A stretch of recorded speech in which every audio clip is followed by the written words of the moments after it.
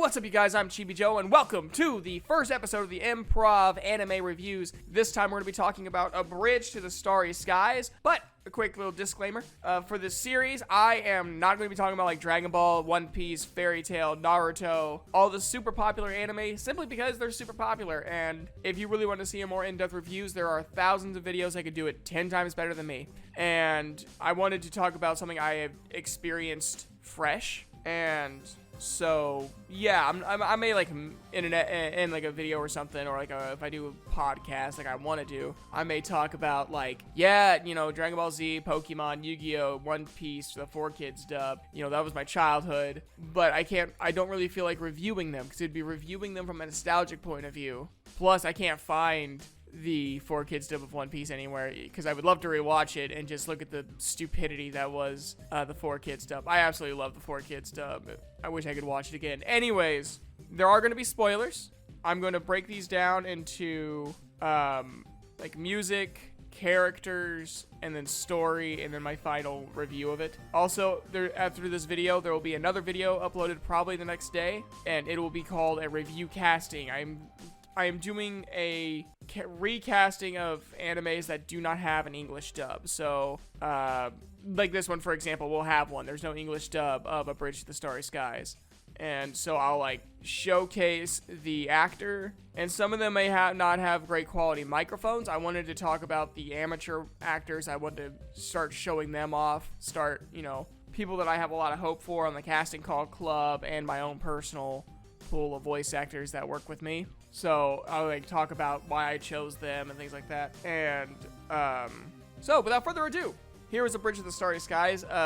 First things first, the music is pretty basic. There's really nothing too special about it. I personally enjoy it, but I also enjoy really gentle repeating tones. That's why I like most techno and like classic rock and stuff, because it has a lot of consistency. It's not real dynamic. And so when I was first listening to the soundtrack and the episodes and stuff, I'm like, okay, so this is a very basic, because it's like a slice of life anime, so it just has like really basic tones because there's not a lot of intensity going on or anything like that. So the music's really basic, like I said, a lot of little pianos and strings and stuff like that.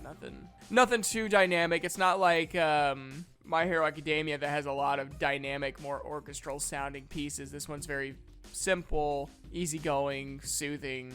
The characters, for the most part, I like. The only character I really had a problem with was Ui, and I didn't have a problem with her, just the role she played in the anime. I just felt like she was there just to be there, which granted, I mean, it's only 12 episodes long, so I really shouldn't expect like massive amounts of character development, even though I'd say Dead Man Wonderland, which that also had 12 episodes, right? Like 12, 13, something like that. It had a lot of character development. Now, it felt incomplete because it was incomplete, but I really enjoyed it. I really enjoyed the amount of character development in Dead Man Wonderland. And there's some character development, but none of it is Ui. And Ui's, you know, the main girl. And it's just very annoying seeing someone who I'm supposed to see as the main character flounder so much in terms of being the main character. It's the same problem I have with Ruby Rose from RWBY, is that we're supposed to be like, oh, she's the main protagonist, but she really doesn't show enough to be believable as the main protagonist. So we are starting off with Ui, very annoying. I really liked Kazuma, the main guy character. He's like your basic harem anime protagonist, very oblivious. I'll explain like the story, but like his little brother Ayamu, I really liked him because he seemed like Ayamu was probably one of the most believable characters in the anime, just because I could see people like this in real life where, you know, their family's having to move because of his health, and he feels super grateful that his brother like full-heartedly said, yeah, I'll go up there with him, like no problem. And he wants to, you know, and I'll talk about this when I talk about the story more. He wants to give back to his brother. You know, he wants to do everything he can to make Kazuma happy. And I just, you know, I can see people relating to that kind of character, that you feel like you owe them this kindness, even if you don't, but you feel like you need to owe them that kindness because they've done so much. There is Hinata. I can't remember her first name on top of my head. She's like the tsundere character, which is always my favorite. I will always root for the tsundere, and I don't know why, but I just always loved tsunderes, kuderes. Weirdly enough, people who are like not interested or embarrassed that they're interested, I just adore. Ibuki Hinata, that's her name. Yeah, I had to look up the names. I'm really bad. You're gonna find out really quickly. I need like the list of characters because I will forget. Then there's Hina Sakai. I think you see her like episode 3 or 4. She's like kind of a kudere, I think that's what they're called. Like, she's very monotone, doesn't have a lot of emotion, but she really likes cute things, and I find her just hilarious. There was a part in an episode when she's running, and she sees like a little teddy bear sitting alone on the chair, and she takes it home with her, and like she's talking to it, and like she gives it a voice, and it's just so adorable. She would probably either her really just anyone, but Ui would probably be my pick for best girl. But I mean, like I'll say in the story part of the review, I actually like the ending of this. I think it's very sweet. Just character-wise, like if you look at individual characters, not with the overarching story, I'm just not a fan of Ui. You have Madoka Komodo. She is the best friend, and she has probably the best story arc in the show, and I will fight anyone on that. A lot of development with her. You see her in episode 2, maybe? It's either 2 or 3, and then Hana Sakai is the next one. So either Hana is in 4 and Madoka's in 3, or Madoka's in 2 and Hana's in 3. So she works at the shrine. She's a very shy girl, but she does judo. So when she gets really nervous, she like judo flips Kazuma, and it brings a lot of humor to it. But again, it adds to the story development of her character as time goes on. She doesn't judo flip him and stuff like that. It's just really interesting. It's like, oh wow, that's such a subtle thing and usually used for comedy, and they use it for character development. You have Sumiki Todo. She is one of the helpers of the inn that Kazuma and Ayumu stay at. She is kind of like the motherly character. She's not part of the best girl competition, even though I personally liked her. When I first watched it, I actually was expecting her to be like one of the top contenders, and she's not. I guess in the game that it's based off of, though, I think she is an option. Kiori Todo, she's the... Sorry. I didn't get much sleep last night, so I'm trying to... but I'm still dedicated to getting this through. So Kiori is like the lolly part of the harem. She's okay. She can get kind of annoying at times. She's like a shonen protagonist, but in a slice of life anime. And certain moments are funny, but she can get kind of annoying when they decide to take the joke too far. There's another anime that I'll be reviewing, not the next one, but the one right after. But if you're on Crunchyroll, you can actually see what the anime I'm talking about is. There's a running gag in that anime as well that is funny at first, but by the 3rd season, they're still doing it. And they did it in the movie, and it's just overbearing. And so, Kiori's alright, but she can definitely grate on my nerves after a while. Kasane Todo, she is like the gossip of the town. She loves gossip. She loves spreading gossip. She knows everything there is to know. She's such a joy to watch because her and one of my favorite male characters in this show work so well off each other, and like every scene with both of them in it is just absolutely fascinating.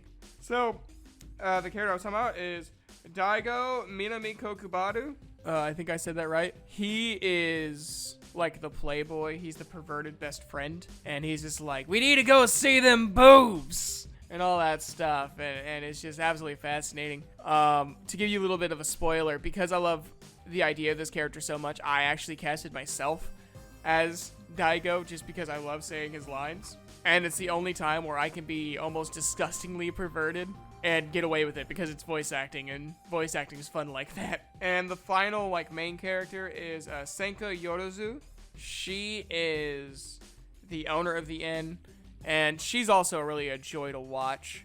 She just knows how to, like, whoever wrote her just knew how to pace her and be serious or be funny.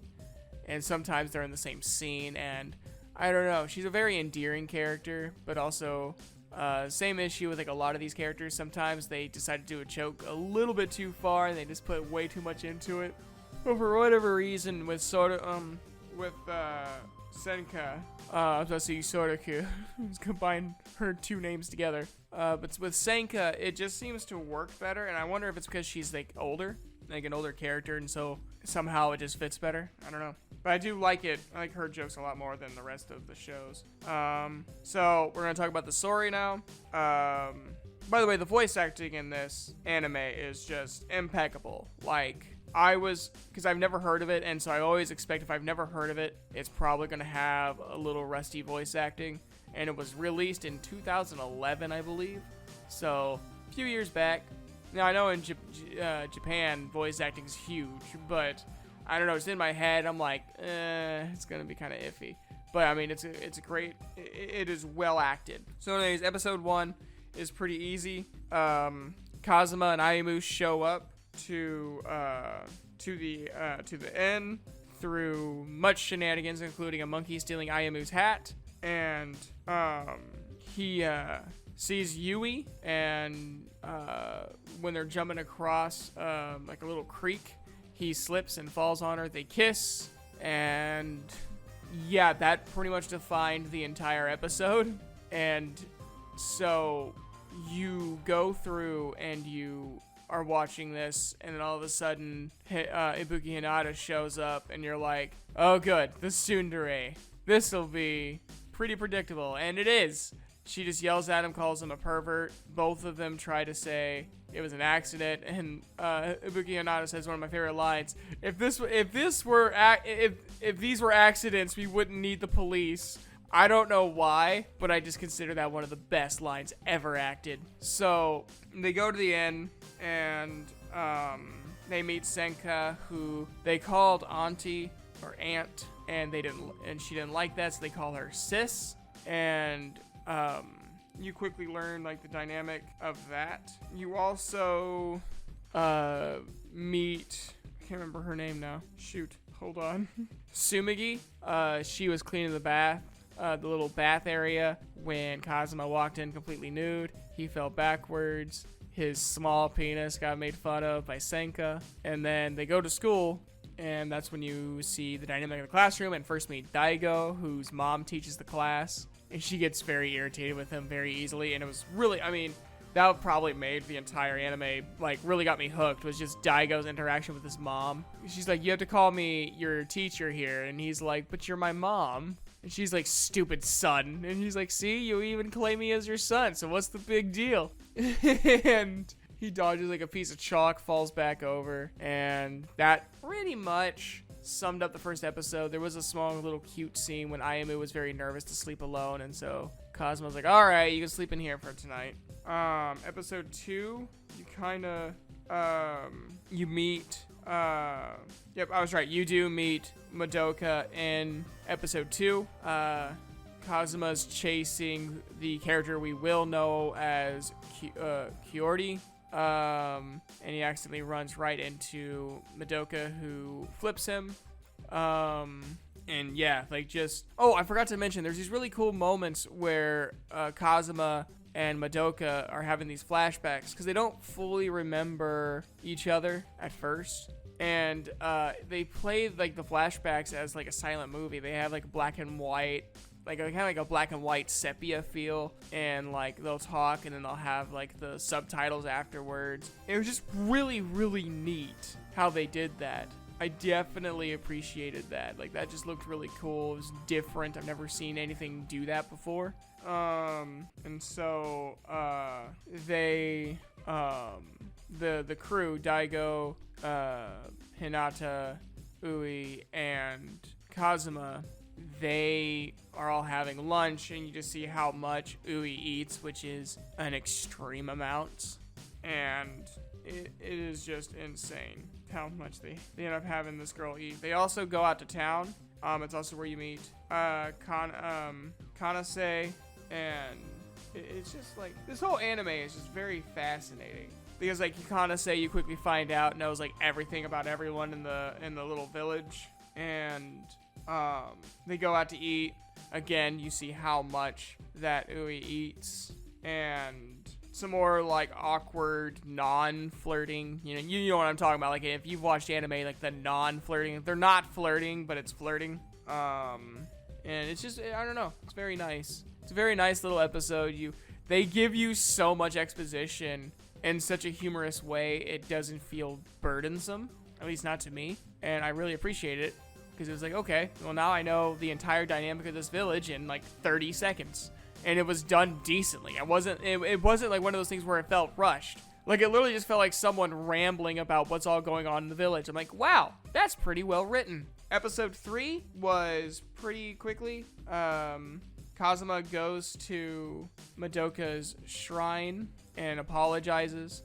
He introduces himself. She introduces herself. She finds out. Sorry, I thought there was a sneeze coming. She finds out that he is her childhood friend. And then she starts, growing a huge attraction towards him because, all those crushes you had when you were 5 years old. I personally don't, but that's another story. So, and then when he stupidly mentions Ui and him kissed, she starts kind of tearing up, and then Kiori reveals herself, starts throwing acorns at Kazuma, hitting a majority of them. I don't think she missed too many. And Madoka said, hey, stop that. Like, he's not meaning to hurt me. Like, it's not his fault. And she's like, well, for Madoka's sake, I'll give you mercy. And then she like pretends like disappear like they do on Naruto, and he's just like watching her, and she's like, you're supposed to look away.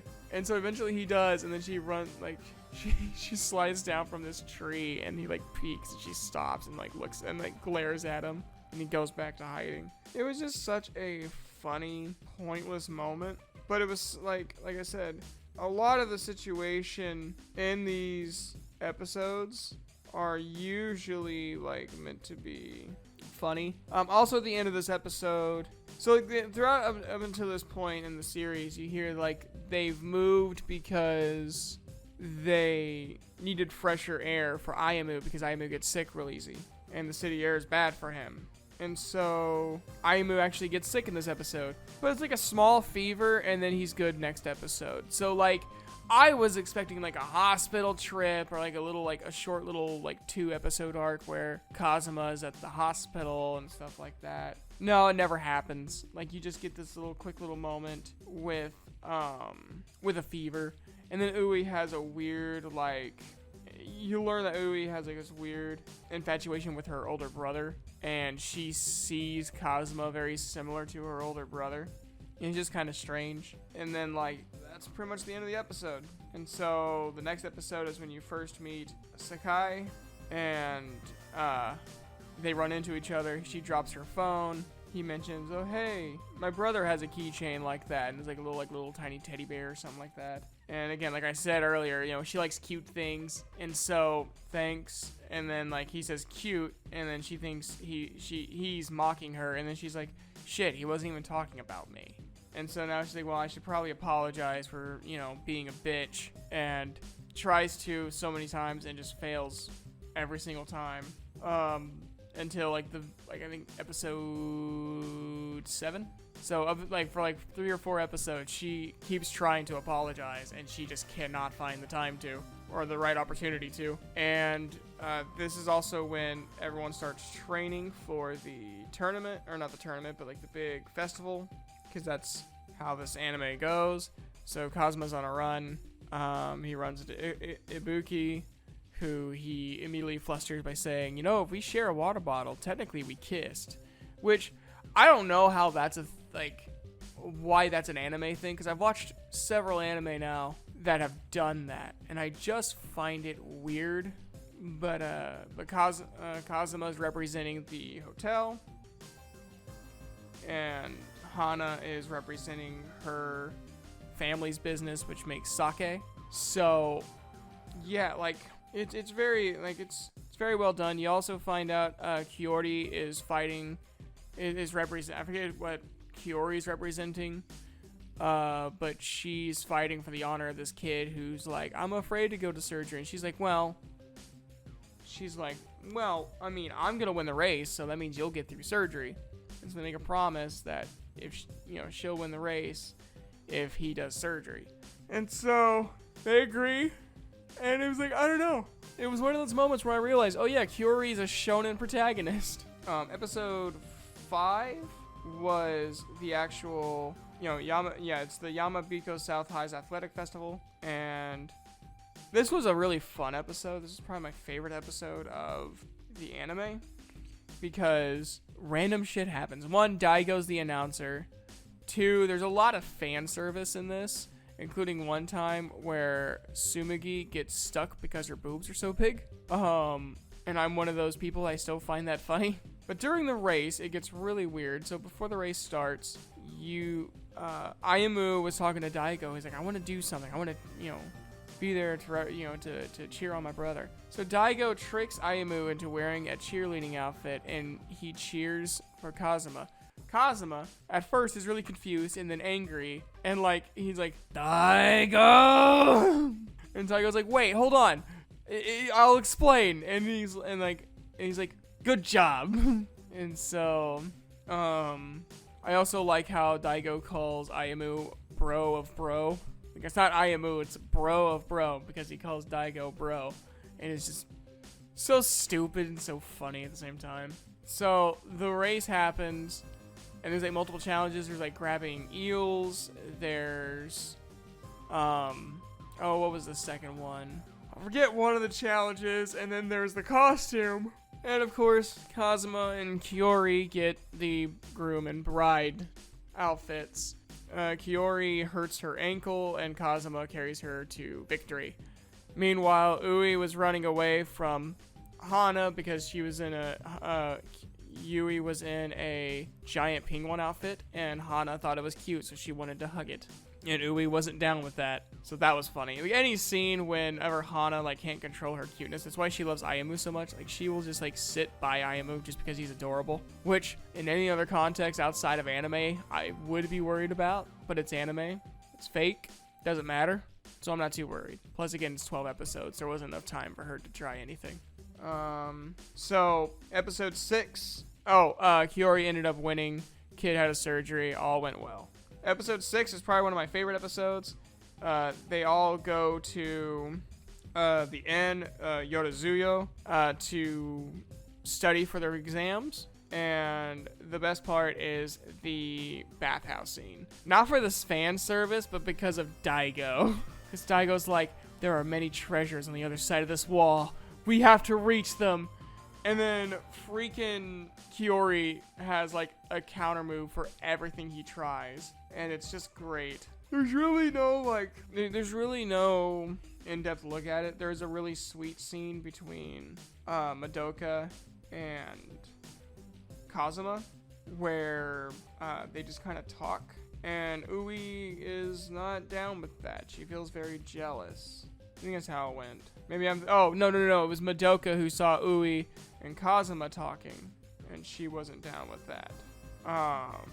Even though I still think Madoka's a better candidate than Ui, but I've already said that enough. And this is kind of when you start learning about the legend and stuff about a bridge to the starry skies, which was when this god and goddess who were separated by the other gods come together, a bridge of starry skies come about, and they're destined to be together. And it's just really nice. It's a really nice wholesome, at the very end, very wholesome. The next episode is they go to the beach. Not a lot happens here except you start noticing that Ibuki is starting to have feelings for Kazuma and is super pissed about it.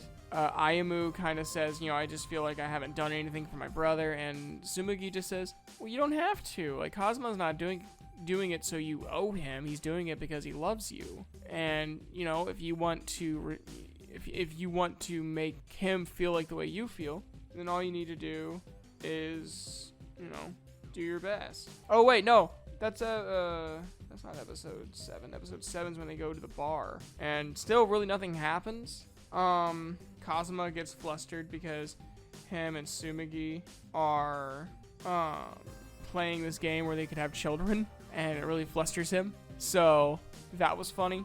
Other than that, though, and besides like some karaoke bar moments, there's really not much to it. I know he gives like a little keychain thing to Hana. It was like a red one to her black one that she has, and so that earned him some points in her basket. So episode 8 was the beach episode. I'm also like going through the episodes just to get like a reminder.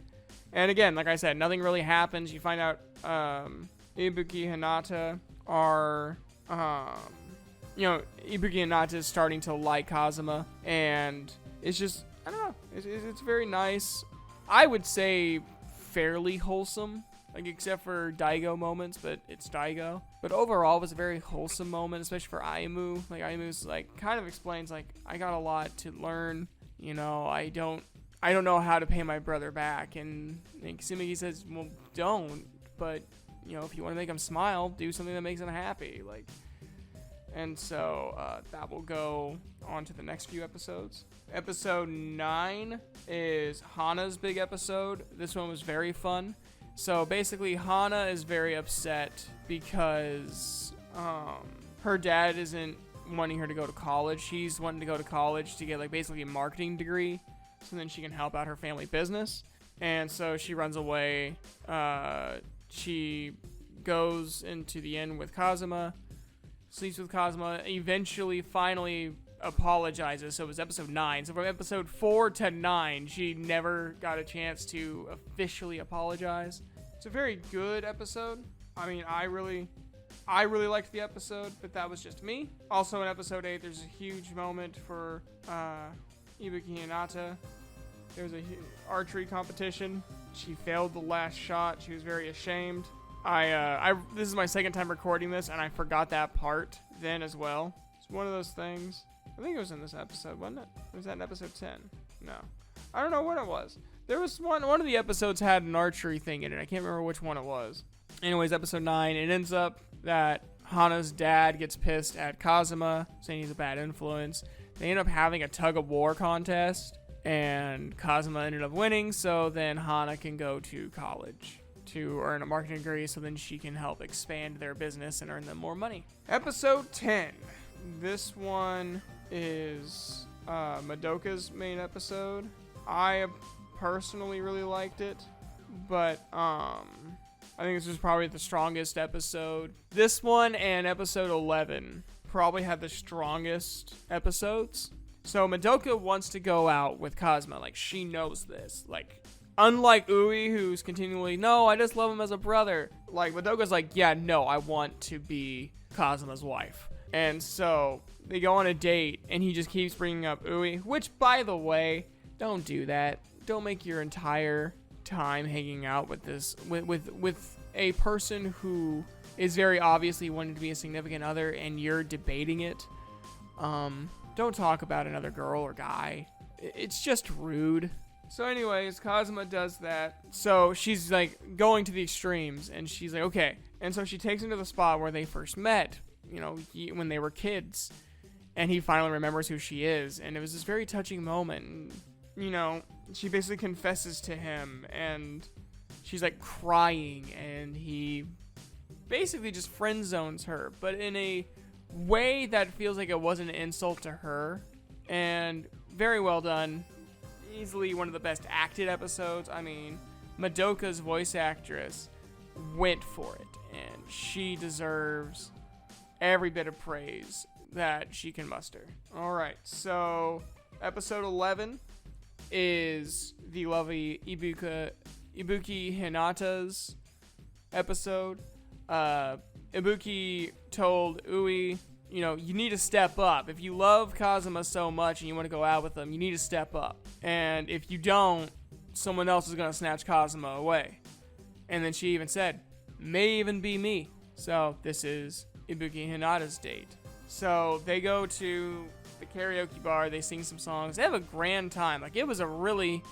Like, it looked like they were genuinely having a good time. Like, it wasn't with, like, Madoka where it was, like, very awkward. Like, they seemed very compatible with each other. And after they had this amazing date, she just asks him out. Like, do you just want to be boyfriend and girlfriend? And Kazuma thinks she's kidding. And she gets really offended. She starts crying. And she's like, yeah, kidding. That's what I'm doing. And so it starts raining, and she's just crying in the rain. And he runs back to her, and he apologizes. And she said, you're an idiot. Why would I be serious about something like that? And, like, she's very obviously upset.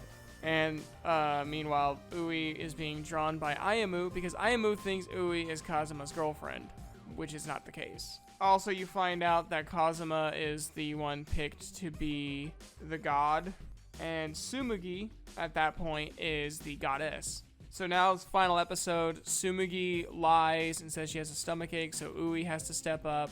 And so they have a big confession. Probably one of the best acted scenes, especially from Kazuma's voice actor and Ui's voice actor, because there's a few times when they just feel kind of weak, but they definitely brought their A game in this scene, and they kiss under the bridge of the starry skies. And so that is a pretty decent summary of A Bridge to the Starry Skies. I actually recommend watching it because I missed a lot of details, because I don't want to reveal every little thing about this show, because I want you guys to watch it, and I'll have a link down below if you guys do want to watch it. In my opinion, I would probably rate this a 6 or a 7 out of 10. It's not a masterpiece, but I would easily watch it again. I actually watched it twice already. Again, it's 12 episodes long. Doesn't take that long to watch. It really flies by. I'm not a huge fan of slice of life, but I don't know. It felt pretty good to me to watch it. I definitely recommend it. I always, though you're going to hear me say that anyways, even if I don't like something, I'll still say watch it because you guys might like it. It might end up being your favorite anime. I know a lot of my friends dislike Sword Art Online, but I love it. I think it's probably, especially the first 2 seasons. I really don't like seasons 3 and seasons 3 part 2 or whatever it's called. I really like them. I'm kind of a loser that way, but yeah. I hope you guys liked this video. It went a little bit longer than I thought it was going to. I'll work on this as I go on. This is my first time doing a review in quite some time, and I don't really know quite yet a good system. So I hope you guys continue watching as I practice and get better as over time. Have an awesome day and a good night, and stay tuned for either later today or tomorrow for the review casting. I'm only casting the characters that I listed earlier, and I'll see you guys next time.